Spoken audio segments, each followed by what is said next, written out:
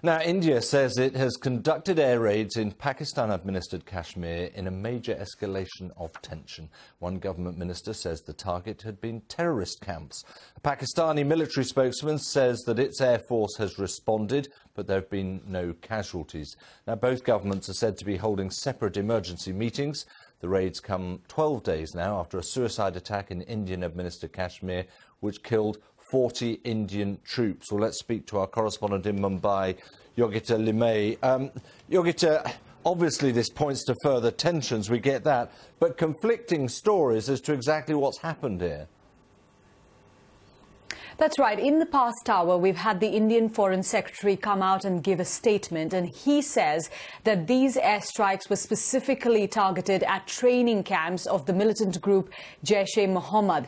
This is the outfit that claimed responsibility for the February 14th attack in Indian-administered Kashmir that killed 40 soldiers.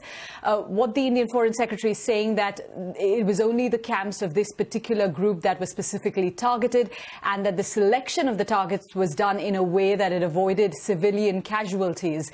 And it says that it's been able to destroy some of these camps, and just to quote him, a very large number of fighters from Jaish-e-Mohammed, they say, have been killed. What we know from the Pakistani military spokesman is that Indian aircraft did enter Pakistani airspace, but the Pakistan version differs, of course. They're saying that these aircraft had to scramble back hastily, and while they did drop their payloads, that didn't cause any casualties or any death. Beijing. Pakistan's foreign minister says the country's forces are fully prepared to respond to any Indian misadventures after New Delhi carried out airstrikes in the country today. Shah Mahmood Qureshi made the remarks after the Indian Air Force crossed into Pakistani territory and launched the attacks on alleged terror camps. The Pakistani army has released pictures claiming Indian jets struck near the village of Balakot in Pakistan-controlled Kashmir. Islamabad says there were no casualties, though India claims a very large number of militants have been killed.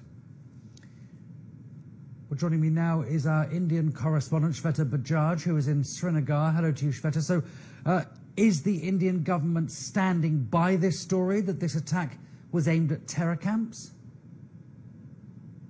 That's right. Just about half an hour back, there was a press conference by India's Foreign Secretary. It was a very short press conference which wasn't open to questions, in which he said there was intelligence available that Jaish-e-Mohammed, which is the same group that did the Pulwama attacks about 12 days back, was going to strike India in various other terror attacks, and based on those credible intelligence inputs, there's a non-military preemptive strike that has been done on Pakistan. What we understand is that he has also added that in an intelligence-led operation in the early hours of today, we know that that happened at about 3 a.m. India time. India struck the biggest training camp of Jaish-e-Mohammed. It is located, like you mentioned, in Balakot. He said in this operation, a very large number of Jaish-e-Mohammed terrorists, trainers, senior commanders, and group of suicide attackers who were being trained for attacks were eliminated. He also added, and I'm going to quote him, he said that this entire tensions between India and Pakistan, they're escalating in an incident that Islamabad had described as grave aggression. India has said its fighter jet destroyed a major terrorist camp in Pakistan. Joining us now is Niraj Shah from our Bloomberg Quint partner for the very latest. Niraj, the latest in terms of how the markets are reacting. India airstrikes kill over 300 militants in Pakistan. That's according to officials. That is the latest line from the Pakistan side. Yeah, the latest line from the Indian side, Manas, is that this is a preemptive strike. There was information about more terrorist activities underway, and which is why this had to be done. I think the Indian markets are buying that because they are not reacting. Well, those stories in just a moment, but first, Pakistan's military says Indian Air Force planes have crossed into Pakistan-administered Kashmir and released an unspecified payload. Tension between the two countries has been escalating since a suicide bombing killed at least 40 soldiers in Indian-administered Kashmir earlier this month. Let's go now to our correspondent, Fez Jamil. He's joining us live from the Indian capital. What are you hearing about this, Fez?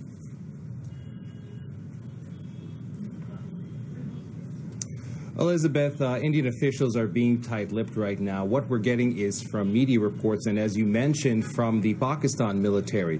What we do know from Indian media reports that about 12 Indian Air Force planes took part in this strike, dropping bombs on camps that Indian officials say belong to armed groups that openly threatened its territory. Now, one of these groups is Jaish-e-Mohammed, which is the group that claimed responsibility for that attack on February 14th that killed at least 40 Indian paramilitary troops in Indian-administered Kashmir. Now, we haven't confirmed that this is the group targeted, but it has been the target of Indian officials and politicians here since the attack took place. Now, as you mentioned, the Pakistan Army has been releasing some information, and one spokesperson, Major General Asif Ghafoor, he claims that the Indian Air Force attacked Balakot. Now, that's not Pakistan-administered Kashmir. That's Pakistan proper. And if that's true, that makes things a lot more serious. In September 2016, Elizabeth, the Indian military performed what it calls surgical strikes that was targeting these armed groups over in Pakistan-administered Kashmir, over the line of control. But now targeting a group in Pakistan's actual undisputed territory, that significantly ups the ante. Fez, thank you very much for that for now. That's Fez Jamil with the latest, joining us from New Delhi, and we will, of course, be going back to him for